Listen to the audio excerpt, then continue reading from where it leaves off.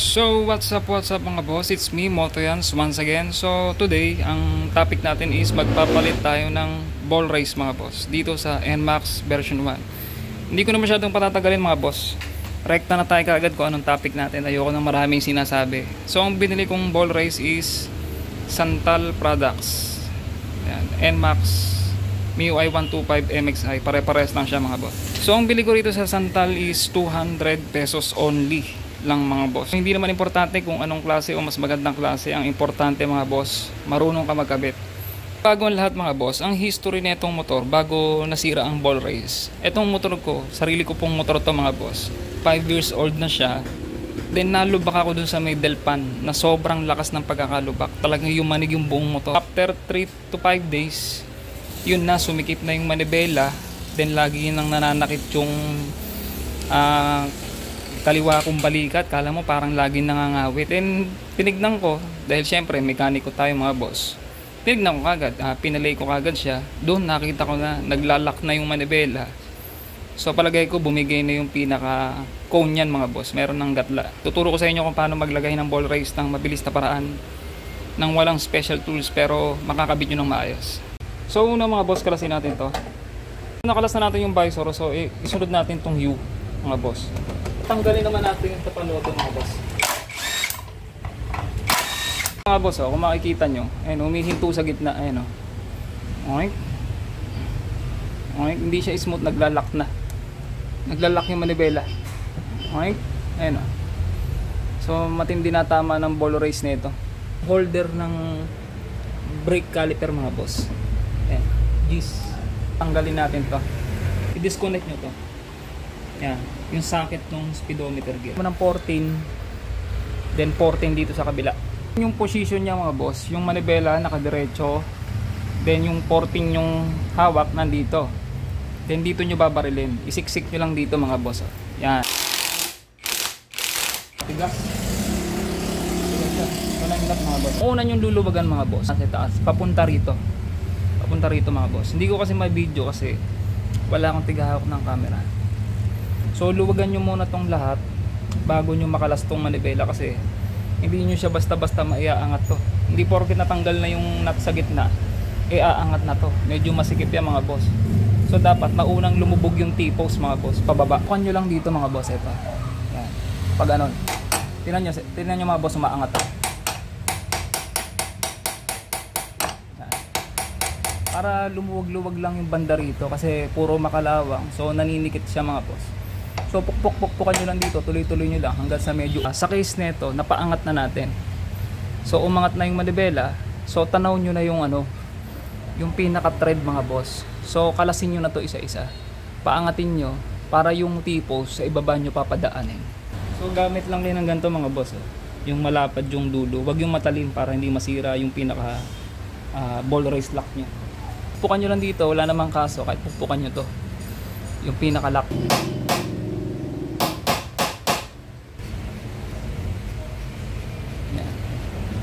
Sa pangalawa, ito hand tight lang to. Then dito tayo maglulubag sa pinakababa, yung pangatlo.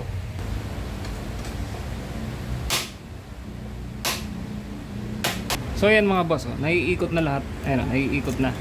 Ayan. Then angat nyo to. Then angat nyo na itong nasa baba. So pagka kumalas na sa thread to mga boss, alalayan nyo na yung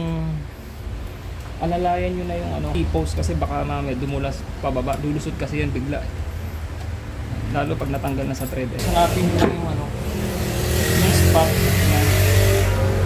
Bigla na lang matatanggal yan mga boss kasi tulas na yan.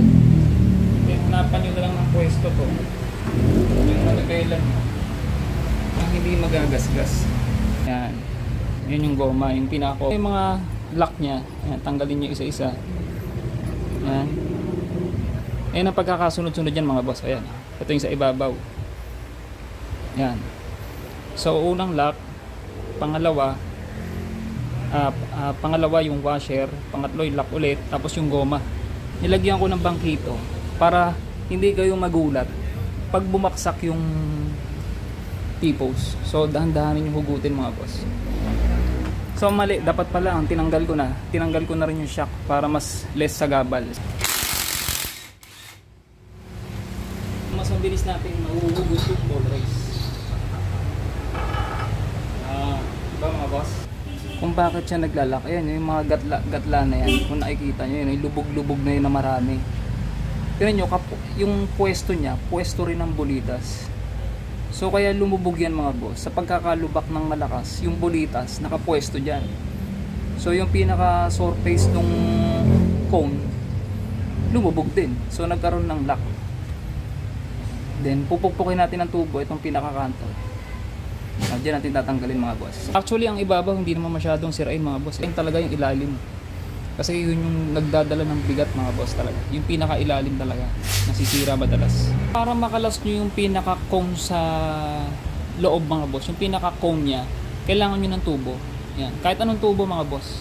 Basta medyo mahaba ng konti, sobrang haba yan. Siguro may mga ano to, mga 15 inches na tubo. Wag na sobrang taba. Ngayon, pupukpukan natin sa itaas dito. Hanapin nyo lang yung pinaka parang spot nya. Kung saan kakapit mga boss. Yan, tumutukod doon. Then takpukan nyo.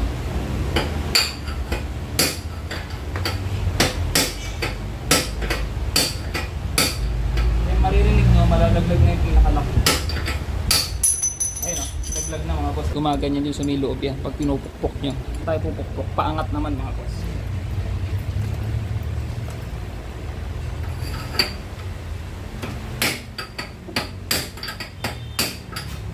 Sigip yan mga boss. Maluwag lang yan. Ayun, bilis na paras eh. Pukalawang na rin siya. So linisin na natin ilalim. Saka ibabaw. Para pag kinabit nyo yung bagong ball race mo, yung foam, madaling ipasok. Then yung iba naman, ginagamitan to ng press. Yung special tools na press. Pero kahit naman wala kayo nun mga boss, basta alam nyo kung saan pupukpukin, hindi masisira yan. Tsaka kung maibabaon nyo ng maayos, hindi masisira yan mga boss. Kahit anong klaseng ball race pa bilhin nyo, kahit mamahalin pa yan, kung mali naman ang installation at kabit, tsaka yung pagkakahigpit, hindi rin talaga tatagal mga boss. Para pagpasok ng bagong cone, medyo madulas siya. Align nyo lang dyan. Then pukpukan nyo lang bahagya rito mga boss. Sa may gilid dito. Tsaka dito. Para lang medyo pumasok siya ng konti. Kailangan nyo yung luma. Then ito yung ipapatong nyo. Tsaka nyo pukpukin mga boss.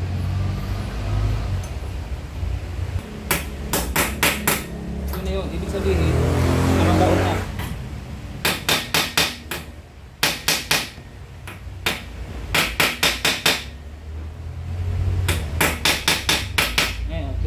Malutong na mga boss. Ibig sabihin baon na yan. Sipatin nyo lang maigi kung talagang fit na. Then pagka pakiramdam nyo parang okay na, goods na, okay na yun mga boss. Yan, grasahan yung ganyan bago nyo ipasok to mga boss para medyo malubag-lubag siya. Yan. Then huwag kayong pupukpok dito mga boss. Kahit naman sinong mekaniko yun yung sinasabi, huwag dito, laging sa gilid lang mga boss. So kailangan nyo to talaga, yung luma. Then alalay muna sa pukpok sa una, pakapitin nyo muna. Yan, kapit-kapit lang. Yan, balansin nyo lang yung pukpok. Yan, balansin nyo lang. Yan, pag alam nyo parang nakaupo na siya mga boss, yan, nakapasok na siya ng konti, ibig sabihin nakaupo na. So kuha kayo ng pangbira dito. Kuha kayo ng pwede yung pagpukpukan dito. Bali ito mga boss, kumuha ako ng socket na mataba para ito yung pupukpukan natin, hindi tayo mahirapan.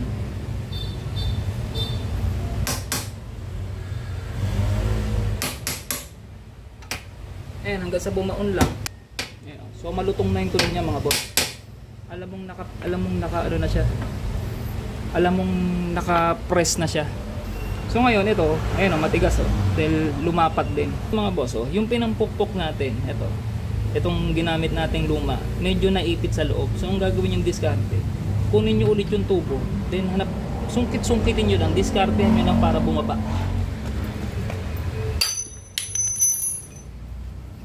Di ba mga boss? Ito yung luma. Ayan. Natanggal na natin kasi sumama sa pagkakaipit habang pinupukpok natin. So mga boss, kahit wala kayong special tools, super safe. Basta ito gagamitin yung pampukpok, hindi tatamaan yung gilid na yan. Hindi tatamaan yung pinaka ball race, basta ito gamitin nyo. Kita nyo naman ang ganda na pagkakalapat mga boss. Gamitin nyo lang. Tatanggal din yan. Ayan.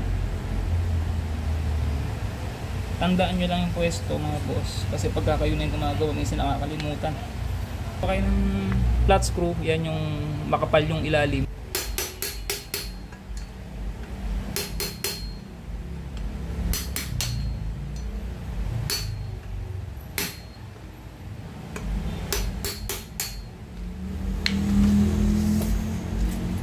Tuloy-tuloy nyo lang mga boss. Yan sa lumuwag. Pwedeng babaliktad. Yan, ganyan. Baliktarin nyo. Yan dito sa ibabaw po kayo. Diba? Yung sinasabi nila, kaya ang ibang mekaniko mga boss, ayaw pukpukin. Minsan kasi natatamaan to. Ayan o, kita nyo, natamaan to. Wala namang kaso kung matamaan nyo yan. Kasi ito, wag lang grabe yung pagkakatama mga boss. Kasi ito, naka-stay lang naman siyang ganyan. Iwasan nyo na lang tamaan mga boss para mas maganda yung trabaho. Hindi tulad sa akin dahil natamaan ko siya, motor ko naman. Wala namang kaso kasi nakapit naman yan sa ilalim. Ganyan, nakaharang naman yan. So linisin nyo lang, wala namang kaso kung liha, linis, goods na yun. Upuan para mga boss. So lalagay nyo yung luma. Ito yung luma. Pasok nyo. Yan. So ang pukpok dito sa luma. Yan. Dito nyo pupukpokin. Kabilaan, tagaan.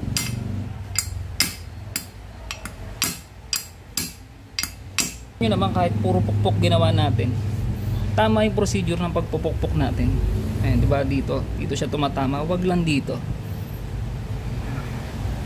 Ayan, so upong-upo na siya mga boss. Surbulin lang natin, konting pukpok pa.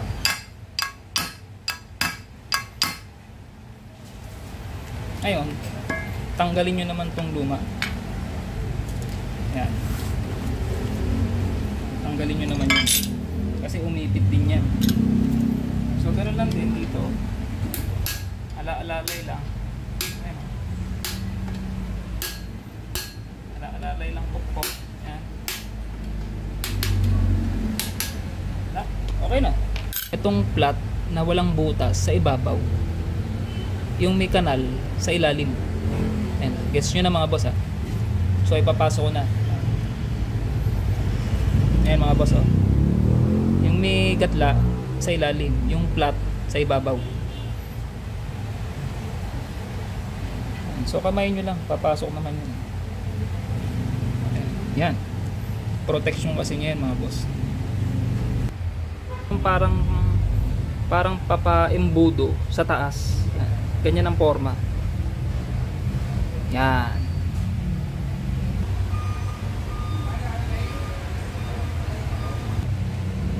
Sensya na kayo sa camera ko mga boss ha. Ang hirap eh. Hirap pala talaga gumawa ng walang tiga ng camera. Ilagyan ko rin yung takip.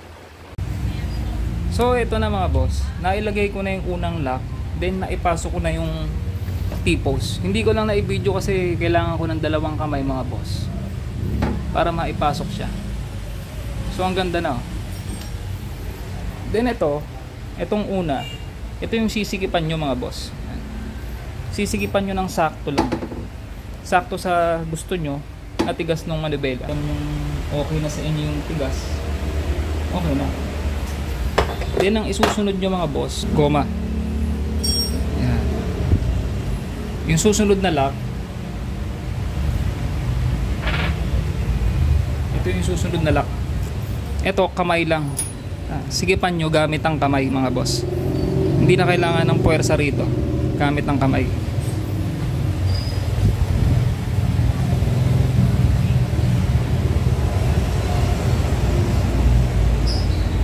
Make sure na hindi mapipipi yung goma mga boss. Yan. Ipagtapat nyo lang sa gatla. Kaya na ang tumantya. So yung saktong sikip, okay na yan. Tapos itapat nyo yung goma, ay itapat nyo yung gatla, then ilagay nyo itong lock. Ang pinaka lock washer nya to eh. And pagsaktuhin nyo lang, yan, tsaka nyo ilagay yung pangatlo, dahil ito na yung pinaka lock nya mga boss, yung pangatlo.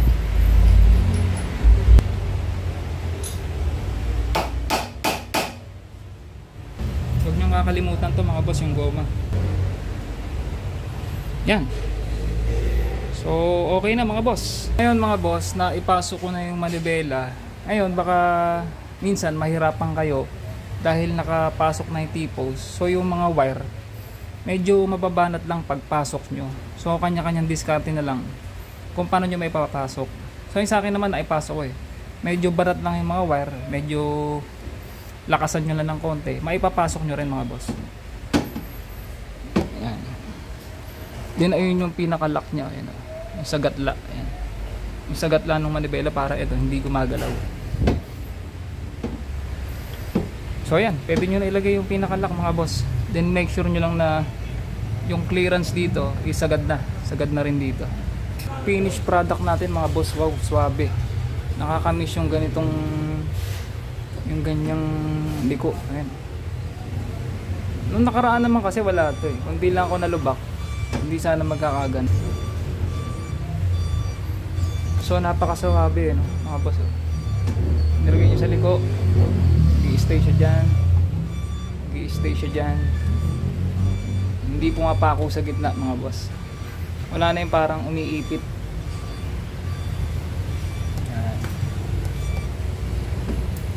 So yun mga boss, maraming salamat sa panonood. So don't forget to like and subscribe to my channel Motoyan. See you to the next one. Peace out. Thank you. Bye bye.